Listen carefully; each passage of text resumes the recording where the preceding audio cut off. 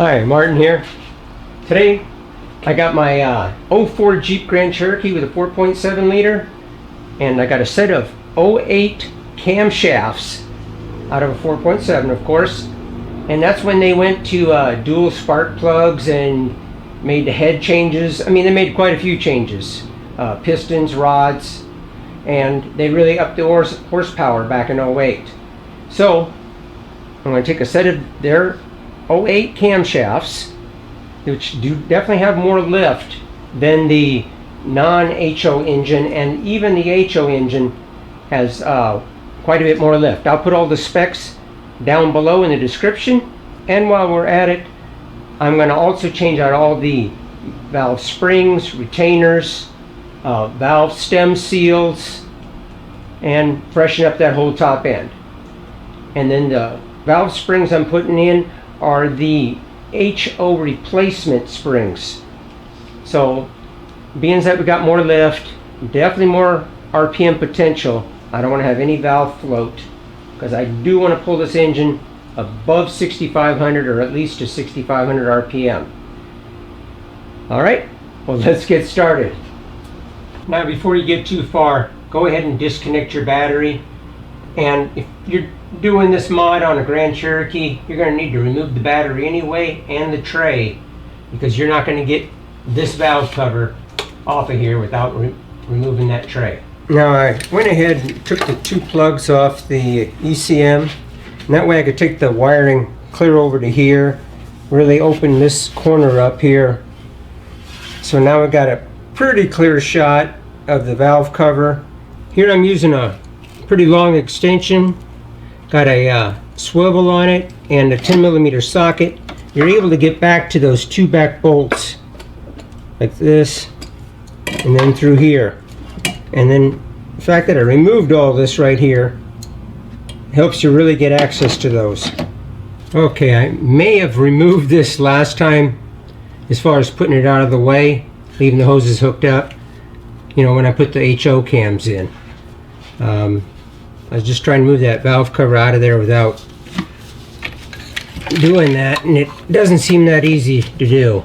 So I went ahead and took the bolts off, of course, removed the serpentine belt, and now we're going to take this out of here, and I might need a pry bar to do that. Let's see here. There we go.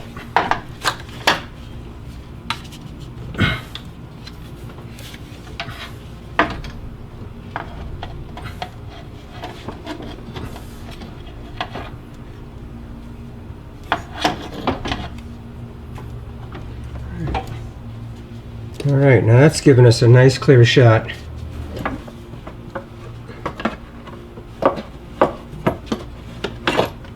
There we go. That's how it should look inside. Nice and clean.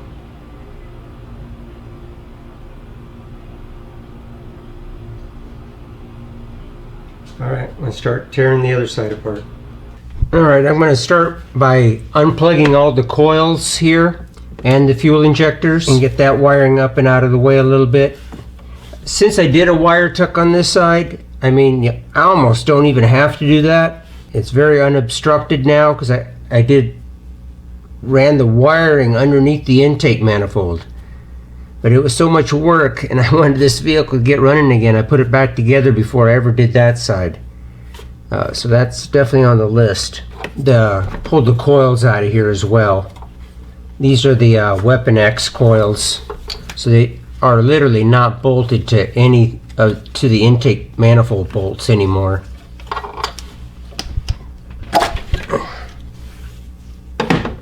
Alright, now remove the valve cover bolt.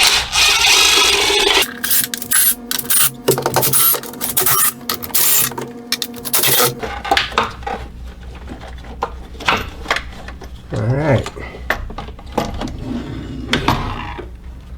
There we go. Alright, with the valve cover removed, see that everything looks pretty nice in here. Now I'm going to go ahead and just unbolt and set aside the power steering pump there. I just want more room in front of the cam gear. And that takes a 13 millimeter. And then you access these bolts through the power steering pump pulley.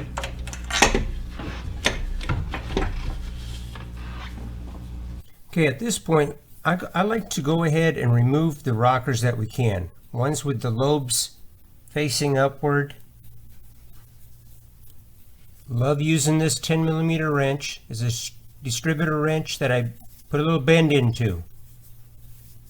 By placing it right under the rocker on the lifter end, all you got to do is lift upwards like that, and the rocker will pop right out.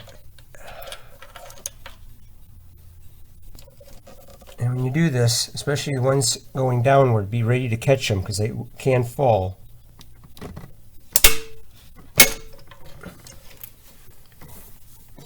Using a 21 millimeter socket, put this on the harmonic balancer. I'm going to rotate the engine enough to where I can get the other 3 rockers I couldn't get off because they're compressing the valves. The lobes facing somewhat downward.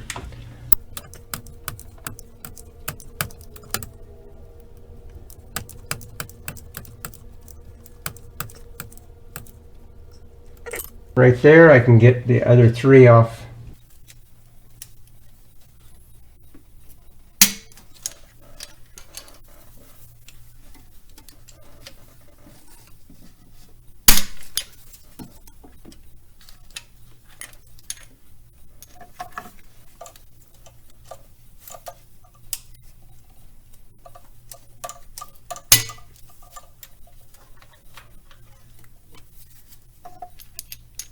Alright, with all the rockers removed, we're ready to pull the cam gear off of here. And what we need to do is put a wedge in there, right down in here, and that retains the timing. And we also need to make a mark on the chain and the gear so we put them back in the exact same spot when we return the camshaft and gear. I made a couple of these and got a video on that as well. You can check that out. I'll put a link down below.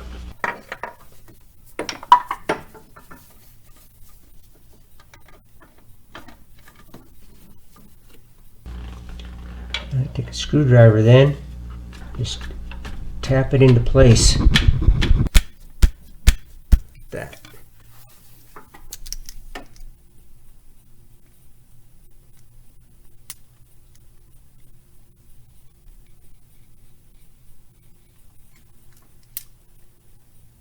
Another tool here I made is this cam gear removal tool. This works great for holding the cam gear in the position. I don't like clamping anything onto the cam. Always use a 6-point socket. All right.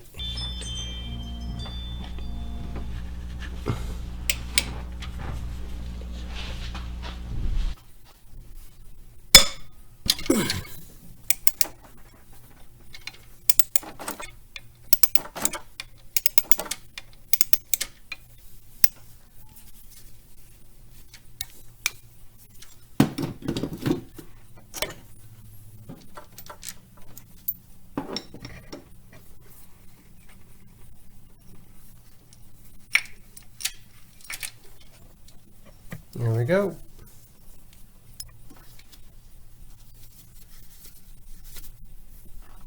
I was wondering how well that turned. That turns nice in there. Once we got all the rockers removed, we can go ahead and remove the cam bearing bolts.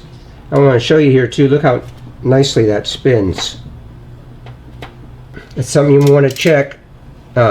See how well yours spins on both cams before and after?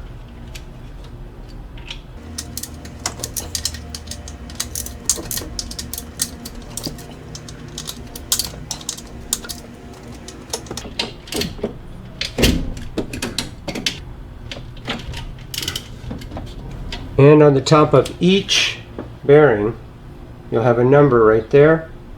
See if I can capture that. That is a 1 with an L on it with the arrow. pointing toward the front of the motor. It's your number 1 cap. So when you return them, make sure you're putting them in the correct position and in the right location, in the right direction.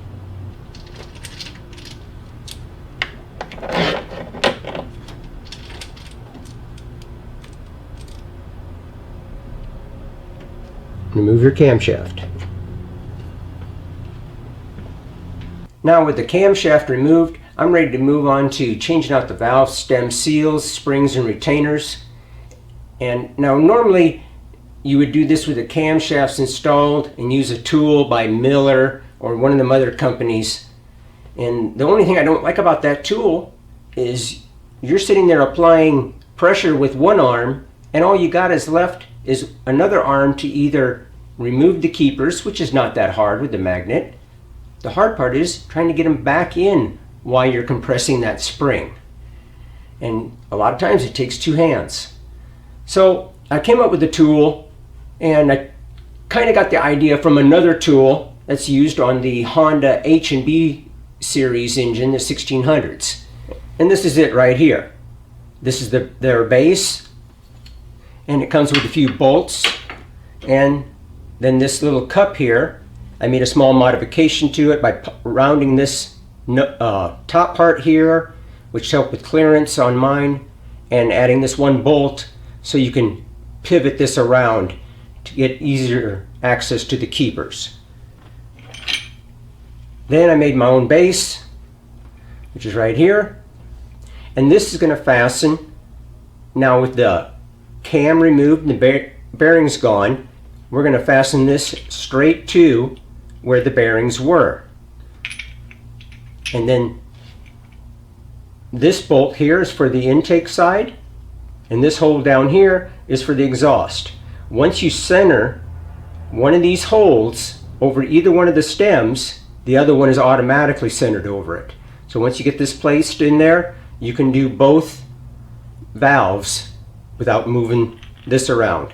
Now I know you're saying that's not the way it's supposed to be done, because it's somewhat unsafe, because should you lose air, you had that possibility, or most likely would if you lost air, the valve would fall inside the cylinder, and if the piston isn't up at top dead center, the valve would fall inside of the cylinder, and you'd have to remove the head to repair this, which would be basically kind of a disaster.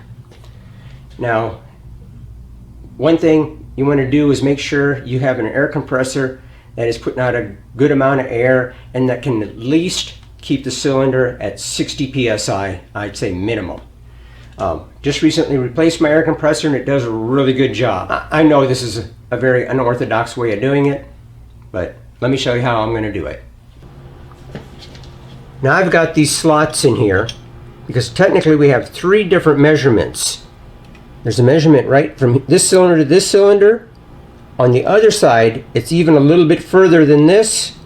And then we have this measurement to this measurement, which applies to the other 6 cylinders. So we got this much slot to get us directly over the valve stems.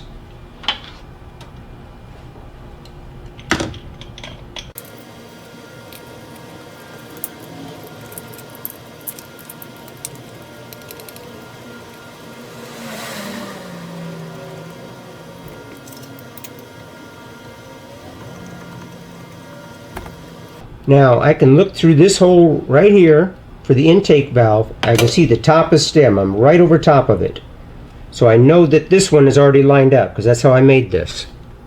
You just got to snug these into place, just enough to keep it from shifting from one side to the other. Now with that spark plug removed, go ahead and screw this in there until it fully seats. And another thing we want to do before we go any further and pull those keepers out of there, we want to plug any hole or orifice that leads somewhere where if we were to lose a keeper, we can get it back. So I'm going to plug all these holes where oil goes back into the engine bottom of the engine.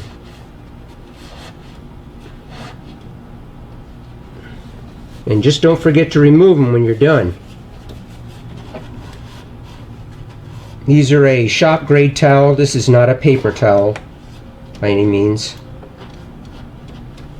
It is not a kitchen towel.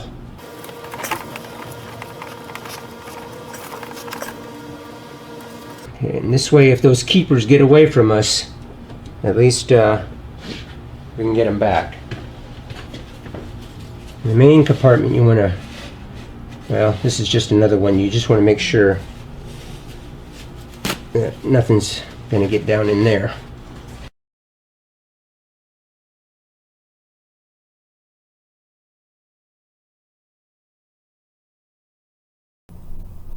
Alright, let's start with this exhaust valve.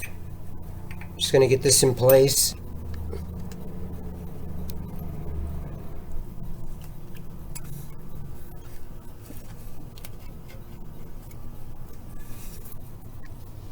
Alright, I'm going to apply the air to it now.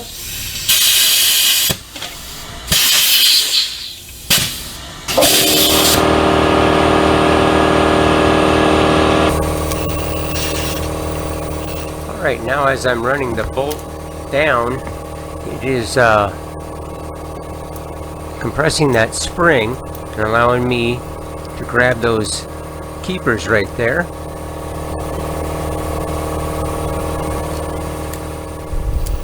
Now I'm backing the bolt off. The retainer cup is coming up. Gotta just kind of pry that out of there a little bit. And now I can easily lift out the spring and retainer. This is a hose removal tool. It actually just works quite well for grabbing a hold of that valve stem seal. That's the old one. Here's the new one going back in. Put a little assembly lube on it, or motor oil will work as well. And careful as you put it on there, because you're running it over the stem there. You got those, they're kind of sharp edges where the keepers go. Okay, brand new spring and retainer. These are the HO Beehive replacement springs.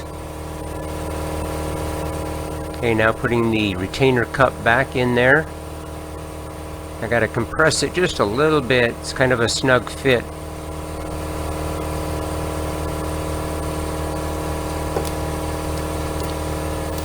Now run the bolt back down, which compresses the spring and exposes the stem. Now what I did here is I applied a small amount of grease to both sides of the keeper. It's just good enough that it holds to the screwdriver to where I can get the keeper in place. Makes it sticky so the keeper stays on the screwdriver just good enough to get it in place. Now right there you can see me kind of pushing the keeper around to the opposite side to where I can now bring in the other keeper and place it right on there. And now just back off the bolt. And there you have it. Okay, one down. Now I just got to move the bolt over here to the intake valve.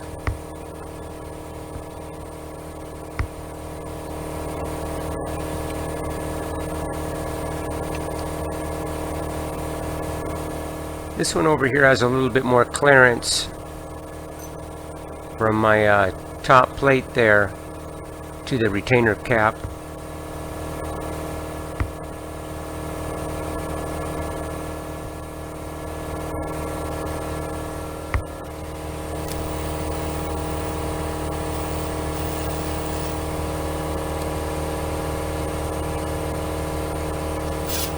That magnet I just got from, I believe it was AutoZone. Got a little swivel head on it. I did put a piece of heat shrink over it.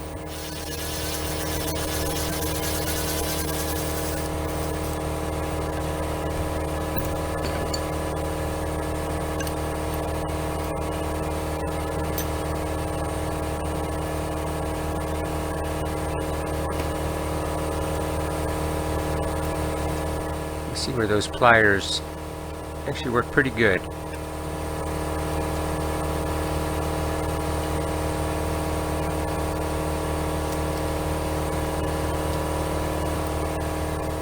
Here's the new valve stem seal again.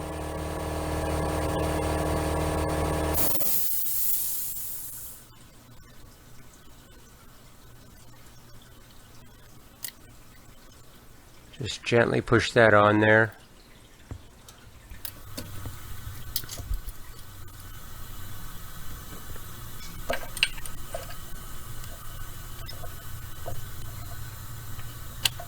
See that side there, the intake side, that retainer cap fits in there much easier.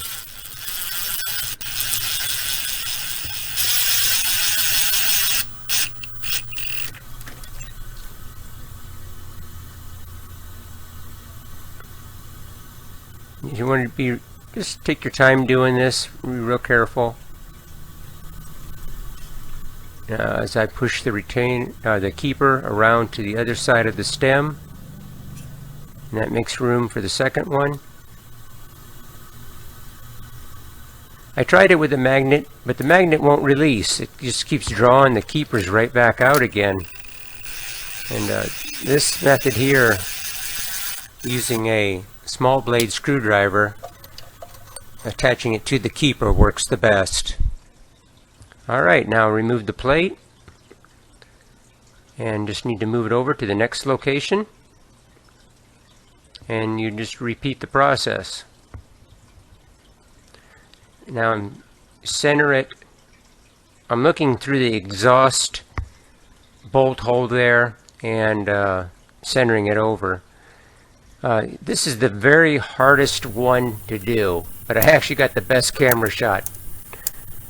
It was the driver's side rear cylinder. The brake booster and master cylinder and the ABS, all that was right in the way. I had to use a gear drive wrench for this one.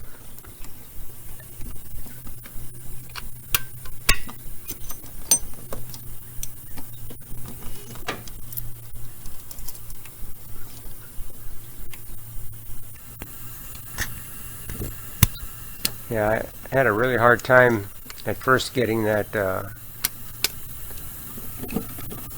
stem seal there to come off.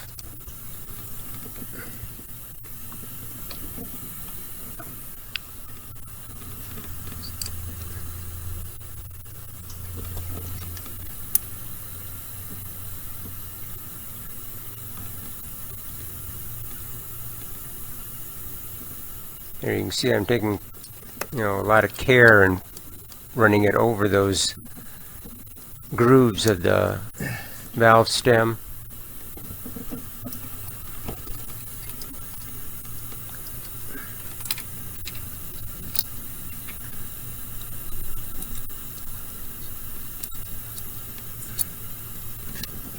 Now you're going to see what a snug fit it is when you try to put this retaining cap back in there. I gotta compress the spring just a little bit. It snaps kind of right back in there.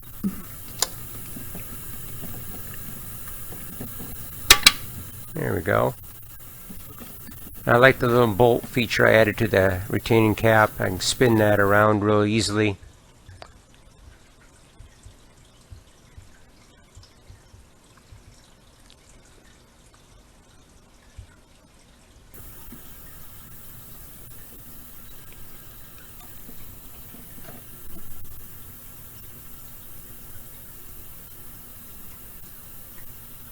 You don't have to worry about getting these on upside down. It will not go in there upside down. So you don't have to ever wonder, did I get it right or not? Because if that retainer, when you release it and it comes up, if it's upside down, you'll know it.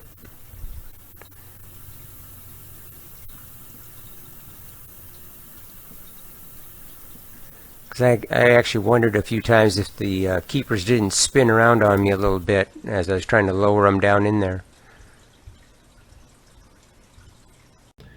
All right, now with all the new retainers and valve springs and valve seals all installed, that all went real well. Time to install that camshaft, get the caps back on. And first thing I do is just put just a drop of assembly lube on each journal right here.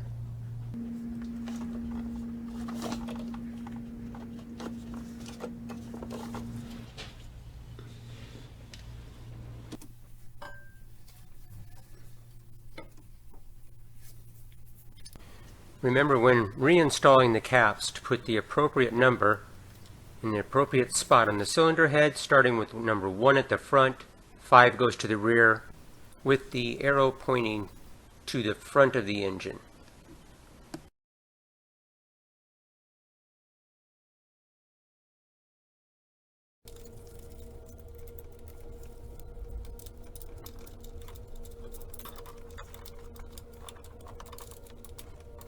Set your torque setting here to 110 inch-pounds, starting with the center cap.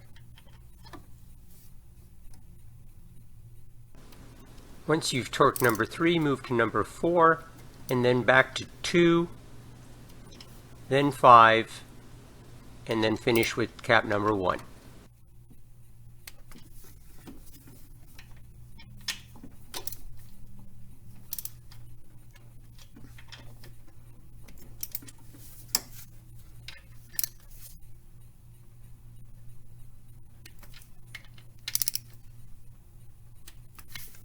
And I like to go through and just check them one more time. And then make sure your camshaft spins freely. Alright, now when it comes to lifter choices, you got two. You got the stock hydraulic lifter, or you got this solid lifter you can put in as well. And this is the one I've been running with the HO cams. It is not necessary to use the solid lifter. And the only time it is basically necessary is if you did a regrind on your HO cam, where now you took material was removed from the base circle of the camshaft. That's how you add lift. When that throws the geometry of the rocker arm slightly off. Now another way to correct it other than using the solid lifter is to place a shim on the bottom side of the lifter. That would be in the hole where the lifter goes. So, well, I like this one here. These are a lot of work as far as getting them adjusted properly. You have a 4/1000 is the very maximum, down to a 0.0015 thousandths of an inch gap that you need to adjust the cam lobe, the base circle side of it, to the roller part of the rocker. So if we're just installing the hydraulics back in, go ahead and put it back in here. You're going to take your rocker arm, come down here on your valve stem, place it up here on your lifter using a pry bar or a large screwdriver. You're just going to pry upward. It snaps right into place. Now you're going to need to rotate the cam to where this lobe is not facing downward. This one's pretty much borderline as far as getting that in. This is in the perfect position right here for replacing a rocker.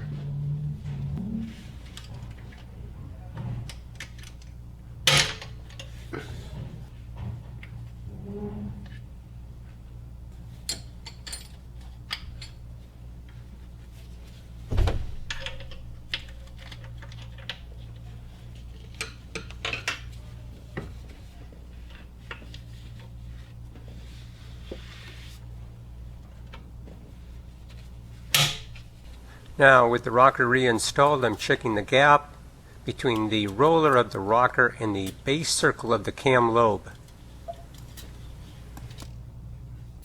Now that one slid underneath there easily. That's my 0.0025, and for me that's too much. So I'm going to go ahead and remove the lifter, readjust. Now to see how I actually adjust the lifter, I'll post a link up above and one down below for when I install the HO cams. I do a much more detail on how to adjust these solid lifters. Now, just to save time, I'm just going to show you how I do this one valve. Right there, I'm kind of just moving the camshaft back and forth, just trying to get a feel of the particular feeler gauge that I got stuck in there, how it feels. Alright, on my third attempt, I got it right. Now we'll place this lobe up and we'll work on this one right here. Alright, once I got all the lifters adjusted, I've been popping the rockers in here. Now what I was doing was removing the rockers for some of the valves that I got adjusted, just so I was able to rotate the camshaft on the next one that I was working on.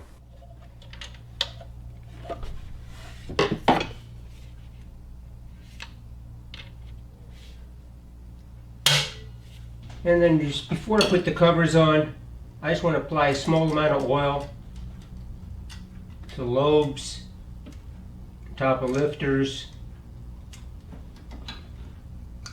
because everything's kind of dry right now. Okay, we're going to line up the mark right here with our darkened chain link right there. Yeah, I decided to do a timing chain complete set kind of at the last minute, so this is a little different than I'd normally do, but you would return the mark that you made on the timing gear to the mark that you made on the timing chain. Now naturally, because I'm doing the timing chain set, I don't have the wedge shoved in there anymore. That's been removed. Now if you wanted to see how to do a complete timing chain set, I will put a link down below in the description so you can check that out.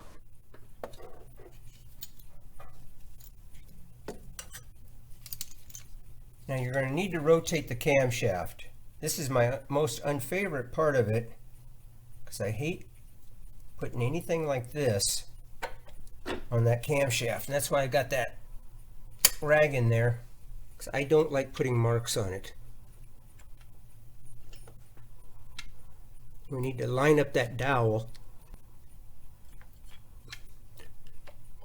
There it is, right there.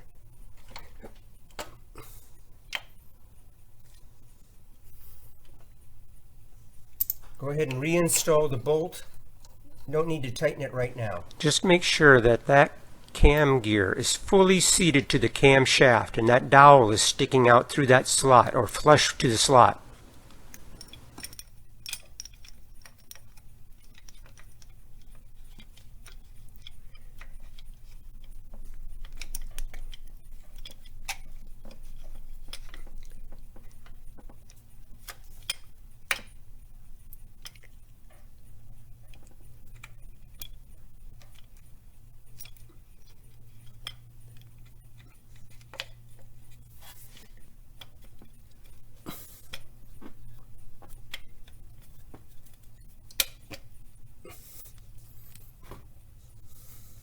Definitely make sure that dowel, you see where it's only about a 1/16 of an inch from being flush.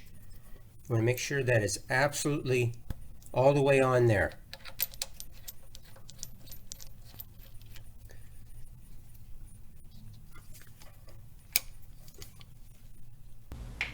I really like this tool that I made. I mean, it really takes the load off of all your timing chain and guide tensioners, all that.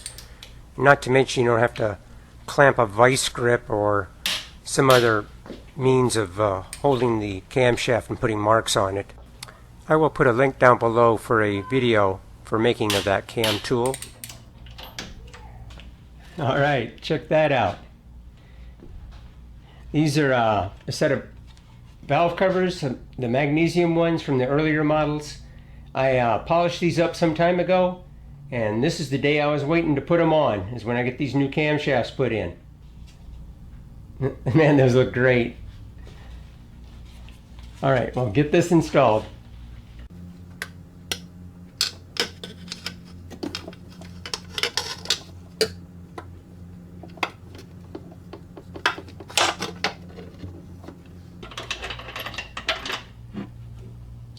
I prefer to remove these bolts. It makes it easier getting the valve cover in and out, especially on the other side. All new gaskets on here and on the valve cover itself.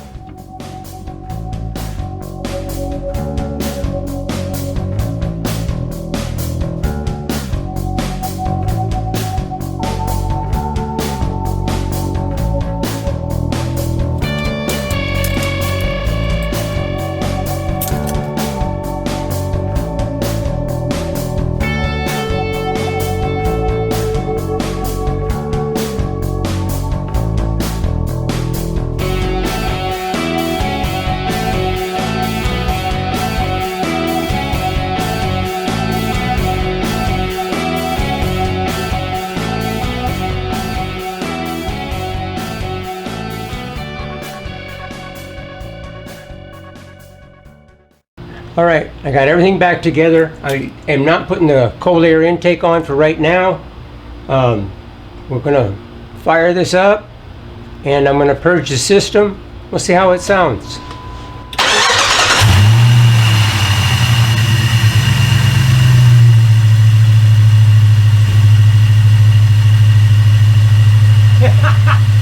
Yeah!